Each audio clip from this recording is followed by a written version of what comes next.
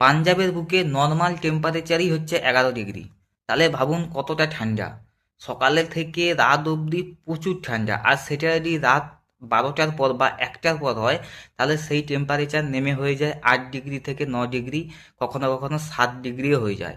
এখন আমাদের night duty চলছে, নাইটে আমরা থাকি, বুঝতে পারি যে কতটা ঠান্ডা লাগে, যেন মনে হয় দেহের চামড়া ভেদ করে ঠান্ডা ঢুকে যাচ্ছে। আমরা যখন ডিউটি যাই তখন 4-5টা করে জামা, সোয়েটার, কোট চাপিয়ে নিয়ে যাই, হাতে পায়ে মোজা, বুট সবই থাকে, তারপরেও রাত 2টোর পর যেন কাঁপুনি ধরিয়ে দেয়, এত ঠান্ডা। এবং 2টো থেকে 7টা 8টা অবধি প্রায় 8 ডিগ্রি 9 ডিগ্রি করে টেম্পারেচার থাকে। মানে প্রচুর প্রচুর ঠান্ডা এখানকার। যে পরিবেশ রয়েছে, যেহেতু আমরা ম্যাপের উপর দিকে রয়েছি, সেখানে হচ্ছে কিন্তু ঠান্ডা বেশি হবারই কথা, কিন্তু এখানে এতটাই ঠান্ডা রয়েছে যে মানে রুম থেকে বেরোতেই ইচ্ছা করবে না আপনাদের, এতটাই ঠান্ডা রয়েছে।